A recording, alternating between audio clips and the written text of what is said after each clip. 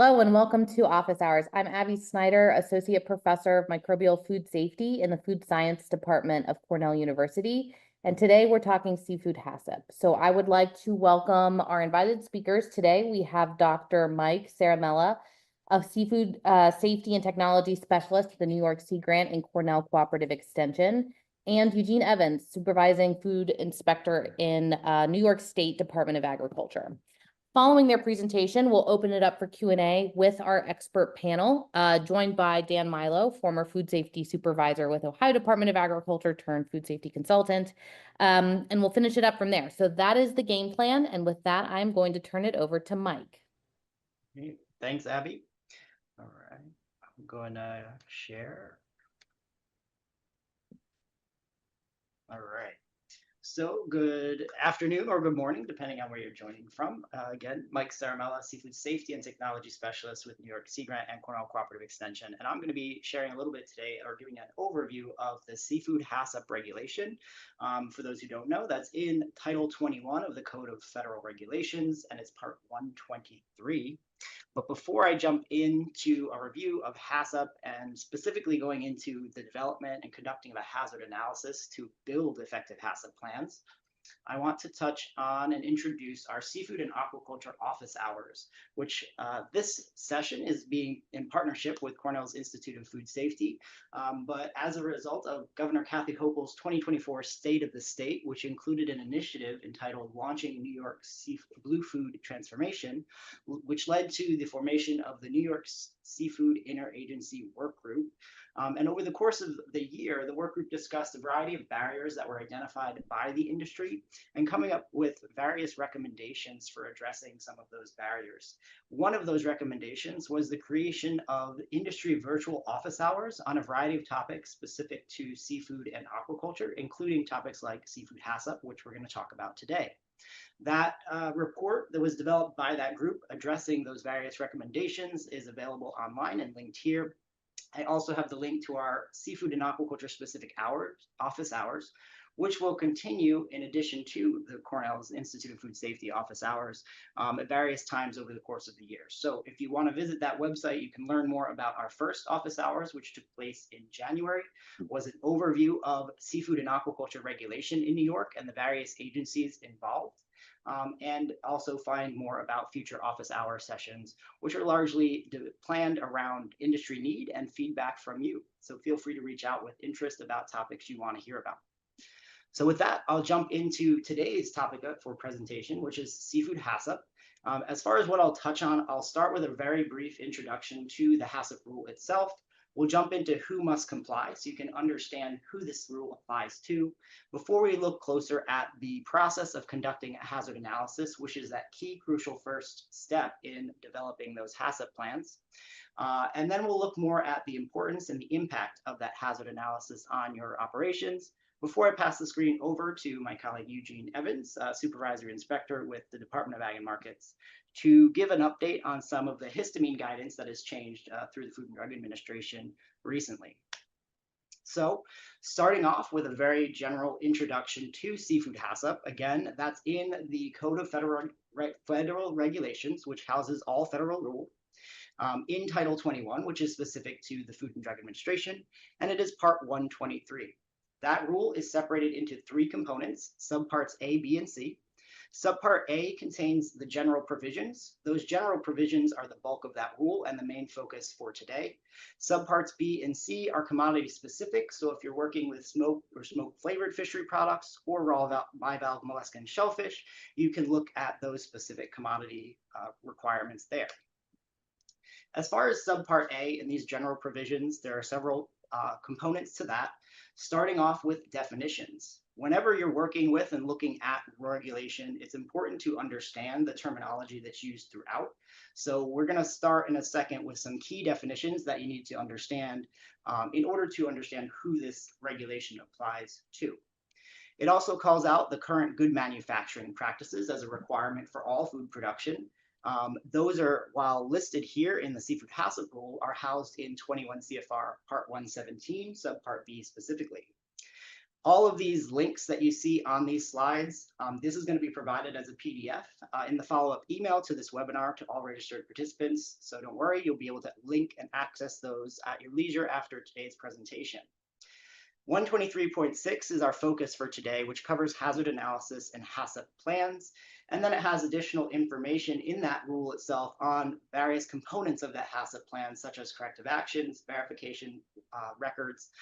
It touches on the training requirement. So there is a training requirement for those developing HACCP plans, reviewing HACCP plans, as well as reviewing records associated with those plans. And lastly, has a section on sanitation control procedures, as well as special requirements for imported products. But again, our focus today is really on that hazard analysis. As I mentioned, that's that initial step in terms of before you develop that HACCP plan. So the HACCP rule is important because any fish or fishery product processed or imported in violation of this rule can be considered adulterated and thus subject to regulatory action. Right? So we really want to understand whether or not this rule applies to us to ensure that we are not adulterating any of the products we're producing for U.S. commerce. So as far as who must comply, I mentioned in order to understand this, it's really important to understand the definitions and the terminology that's being used throughout that rule. So we'll start with a processor, which is in 123.3I or L. A processor is any person engaged in commercial, custom, or institutional processing of a fish or fishery product, whether they're in the US or a foreign country. So this doesn't apply just to our US or domestic production. Anything in market in the US must be produced in compliance with this regulation, regardless of where that processing takes place. All right, so it applies to processors. We also need to understand what processing entails with regards to the FDA's definition. So according to FDA, processing includes the handling, storing, preparing, heading, freezing, eviscerating, changing to different market forms, manufacturing, shucking, preserving, packing, labeling, dockside unloading, and holding of a fish or fishery product. So according to FDA, processing entails a lot more than you would traditionally think when you hear the word process, the processing. So it's important to understand that this applies to pretty much anyone that's handling or working with seafood or fish or fishery products. The term fish is also used throughout the rule, so we need to understand what they mean when they say fish or state fish in that regulation. Fish, according to this rule, means fresh or saltwater finfish, crustaceans, mollusks, or any other forms of aquatic animal life, which can include alligators, frogs, turtles, jellyfish, sea cucumbers, sea urchins, and roe, other than birds or mammals. So really any animal life that lives all or part of its life in the water is typically fitting this definition of a fish. Right? So not necessarily what you typically think. So keeping that in mind when assessing whether or not this rule applies to you. Now I know there was a question about whether algae or seaweed products were fit under this definition. If you look at it, it really doesn't describe any kind of animal aquatic plants or algae. So they do not fit under the definition of a fish and therefore are not subject to the seafood HACCP regulation. Seaweed was actually designated as a raw agricultural commodity a few years back by the FDA and thus is subject to the preventive controls for human foods rule. I've linked some resources here, the seaweed classification infographic that was developed by the National Sea Grant Law Center. That's a great infographic looking at how seaweed is classified in the US as a raw agricultural commodity and not actually as a seafood product. And the Seaweed Food Safety Guide is actually a regulatory guide that was developed to provide an overview or insight into the preventive controls rule, but also how that compares to the seafood HACCP rule. Since right now, although federally it is regulated as a raw agricultural commodity under preventive controls, there are many states predating that designation that regulate seaweeds under HACCP. Right? So important to keep in mind. All right, the last definition we want to look at is the definition of a fishery product. So a fishery product, according to that rule, means any human food product in which fish is a characterizing ingredient. Right? That's all the clarification they really give on what a fishery product is. So ultimately, the way we interpret that, how we define a characterizing ingredient is one, if you are using that ingredient to characterize the food itself, like whitefish salad, crab dip, or fish sauce, it's considered a characterizing ingredient, regardless of how much of that ingredient is in that product.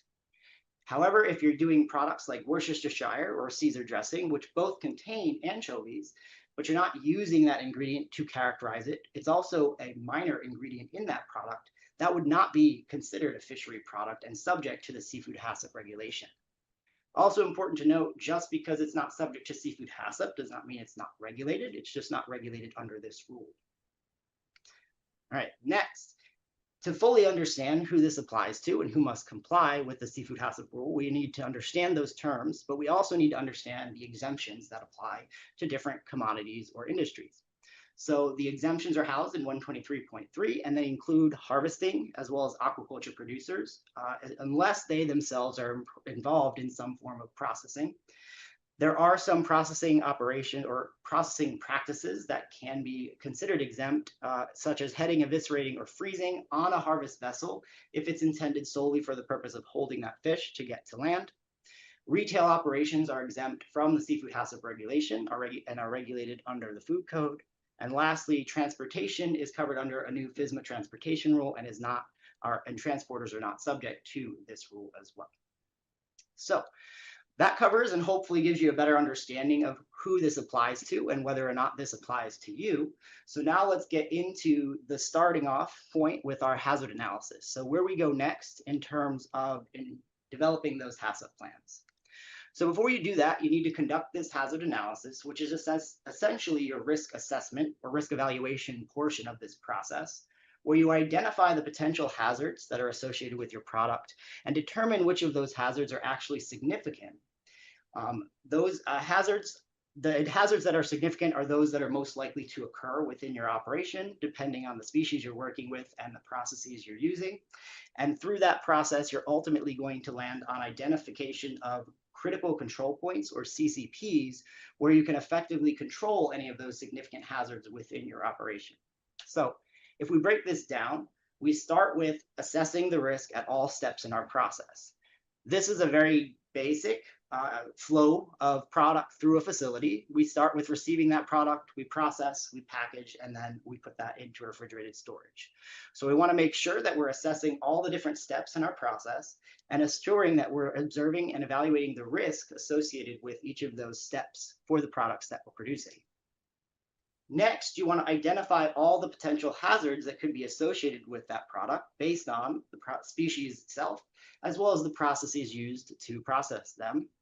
You can do that using a variety of resources. The best and number one we often refer to is our agency guidance document, the Fish and Fishery Products Hazards and Controls Guide, often called our Seafood Hazards Guide that you see here. You can also refer to scientific publications and peer-reviewed resources that can help give us a better understanding of hazards and how we can control them. You can use product history and consumer complaints to get a sense of issues that are recurring within your operation and your products. You can talk to food safety experts around the country and use resources like the Seafood HACCP Alliance and their training program, which has access to a lot of additional training resources, tools, and experts. There is that live link here to the FDA Fish and Fishery Products Hazards and Controls Guide webpage, which is going to house the most recent version or updates to this guide, and make sure you're using that whenever you're conducting a hazard analysis or reassessing that. Next, what you're going to do once you've identified all those potential hazards is you need to assess each of those potential hazards at the different steps in your process to determine which are significant and where. So I'm just going to give a couple of examples of where you might find significant hazards and why you might consider them significant here.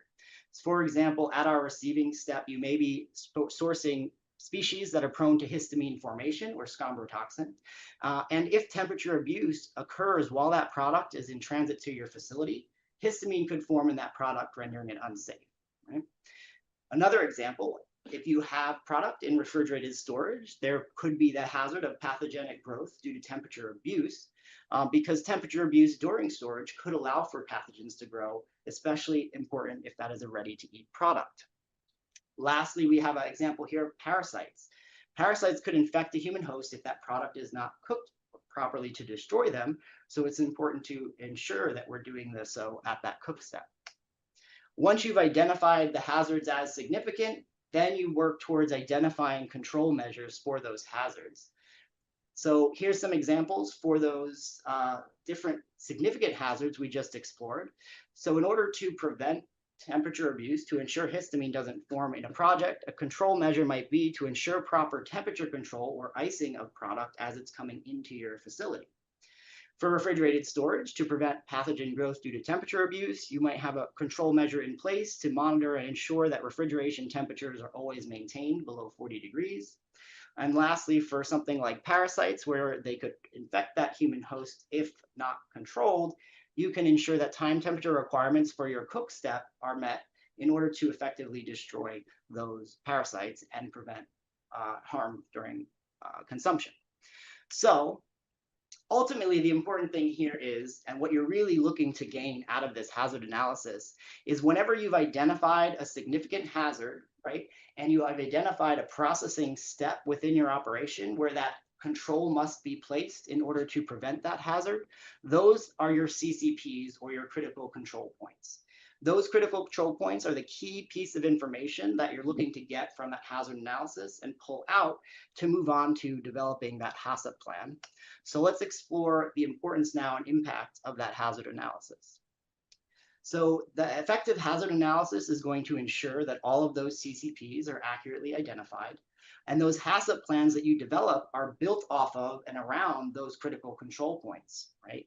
Missing any of those CCPs will result in an inaccurate HACCP plan and potential failure to control some of the hazards associated with your products and process, which could result in product recalls and foodborne illness.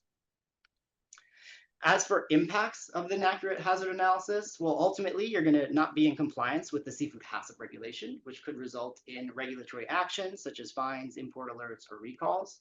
This could result in economic loss in the form of those recalls and the loss of the product, and ultimately impact your brand and your identity, loss of trust from your consumer base, and reduction of sales, especially if you see these recurring issues with recalls.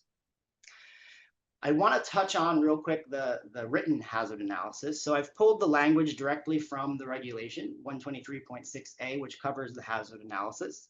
And it states that every processor shall conduct or have conducted for it a hazard analysis. It doesn't actually state that that hazard analysis must be written, right? So that is not a requirement of the rule. However, we highly recommend that you go through the steps in the process of writing this down, because there are many benefits to that. One, it's very challenging to do in your head without actually writing it down, especially for very complex processes. But you also have a record of the decisions you've made as you went through and did that assessment of your product. You then can easily recall the thought process and the reasons behind the decisions you made as to whether or not a hazard was significant and where those critical control points were within your process. You could have the added benefit of reducing the time that an inspector spends in your facility if you're able to provide answers quickly to questions that they might have, or even provide them a written hazard analysis so they don't even need to ask the questions of where these came from. It also can serve as a really great training tool for the industry to bring up to speed any new staff, especially on our safety teams, and ensure that you're easily able to update and reassess those plans annually or as needed, which is a requirement of the regulation. Last thing I want to touch on is that reassessment, right? You do need to reassess your HACCP plans, which might warrant the redoing of a hazard analysis at least annually. And this might happen anytime there's a change to a regulation or guidance, anytime you have a change in the product formulation or ingredients, or a change to the facilities and equipment itself. So for example, in November of 2024, FDA updated their compliance policy guide for strombrotoxin or histamine, and that might warrant the reassessment of a HACCP plan and the redoing of a hazard analysis. So I'll pass the screen to Eugene to give an update on these new histamine guidance.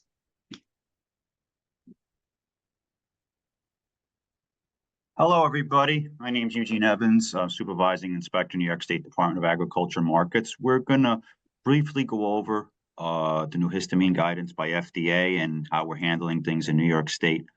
Mike, could you switch to the next slide, please? All right, so if you click on that, that'll take us to the FDA link.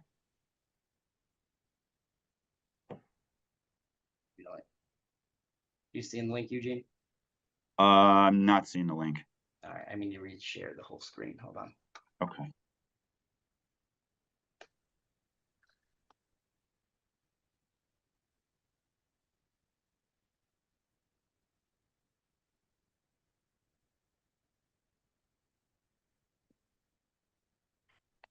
Okay, there we go.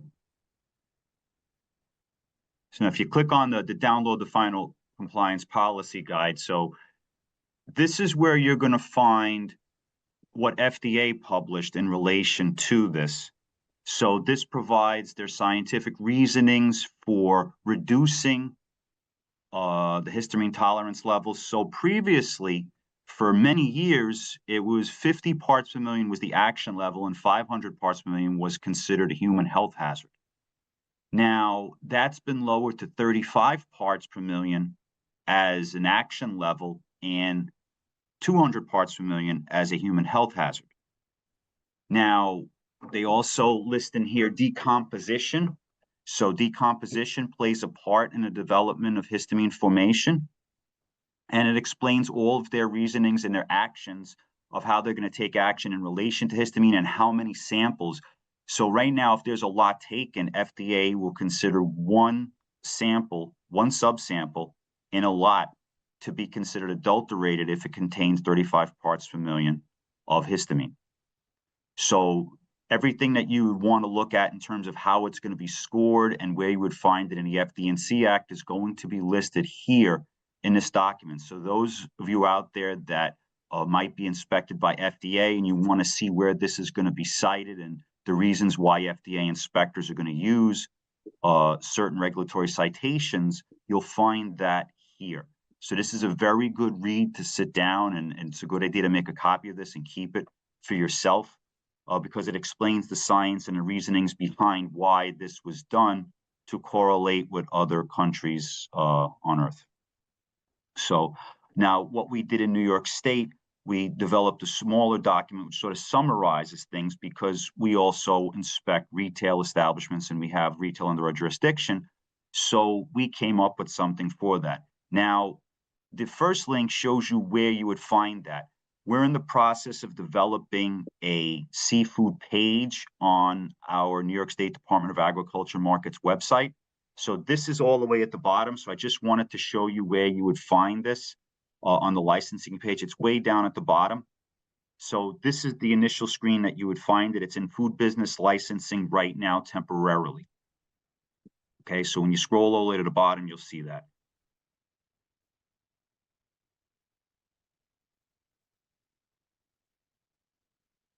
There you go.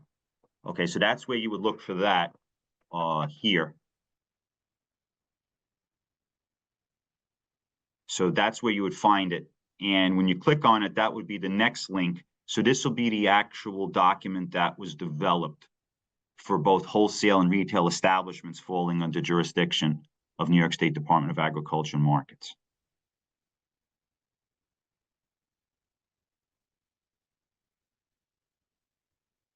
Okay, so here we go. So what we did here is we just gave a brief explanation of obviously 35 parts per million. Now, if sensory analysis detects evidence of decomposition, that's a whole different issue. And right now, New York State does not do sensory analysis. That would go to FDA for sensory analysis. And obviously, if product testing reveals a presence of 200 parts per million or more of histamine, both of them will be considered recalls. So they'll both be considered class 2 recalls, but 200 parts per million is going to be considered a human health hazard. Okay, and that's a very interesting point because now we know that it's hazardous to human health. Okay, so what we want to do is we want to make sure that we're advising everybody of this.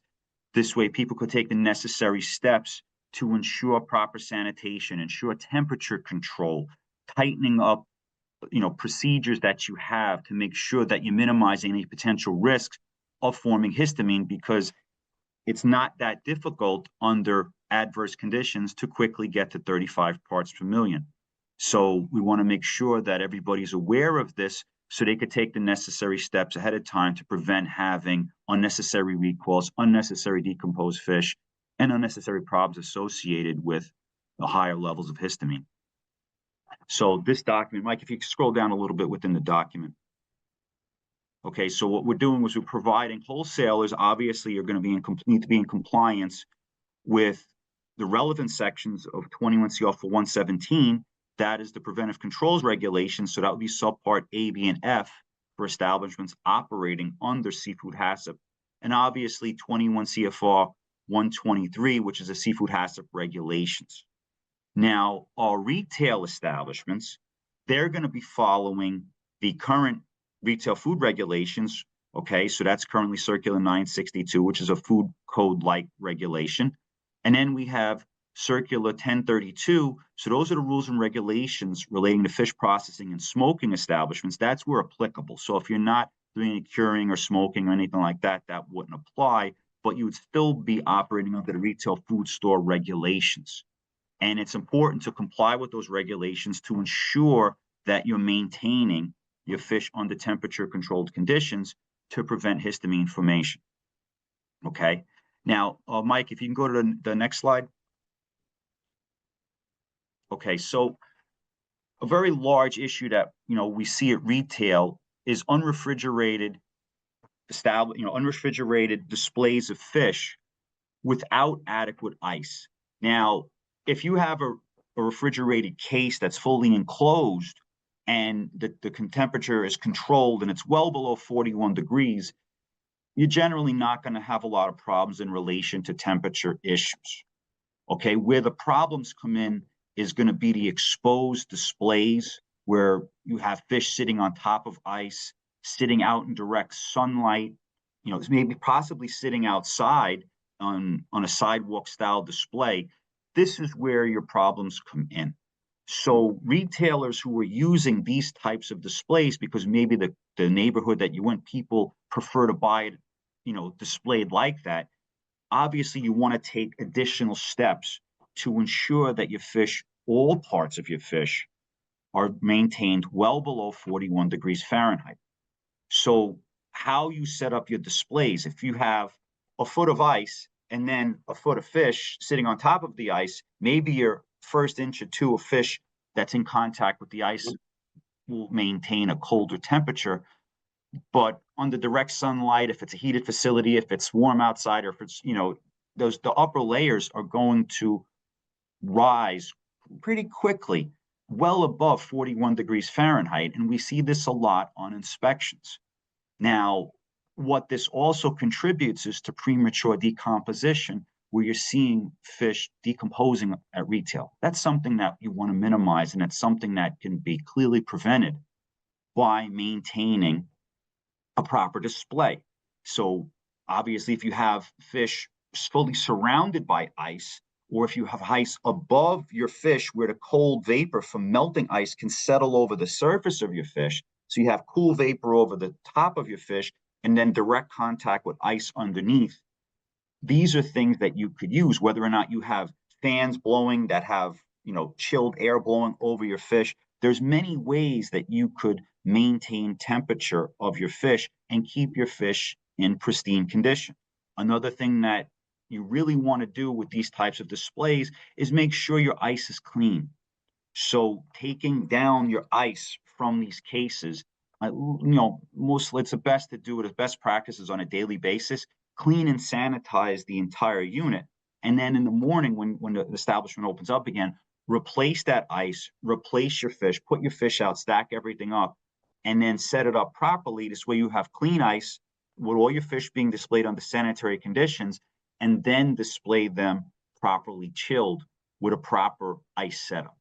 So you doing these things are going to help, obviously, reduce premature decomposition, which can relate to histamine formation and histamine forming species, but it could also reduce histamine formation, which is what we really want to do over the shelf life of that fish. So that's going to minimize potential illnesses. Obviously, it could, minimize recalls and various consumer complaints. So it just benefits everybody. Everybody wins. The consumers win, establishments win. Obviously, the regulators were all happy to see something like that. It's just a best practice that really needs to be tightened up, especially with histamine tolerance levels being reduced.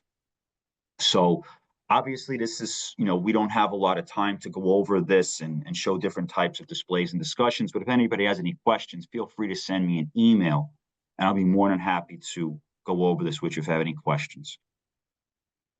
But other than that, I think we pretty much got through histamine, and I guess we could take questions. Okay, thank you guys for the presentation.